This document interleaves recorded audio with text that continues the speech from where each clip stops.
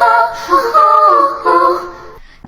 my voice beneath the sea, sleeping now so peacefully at the bottom of the sea.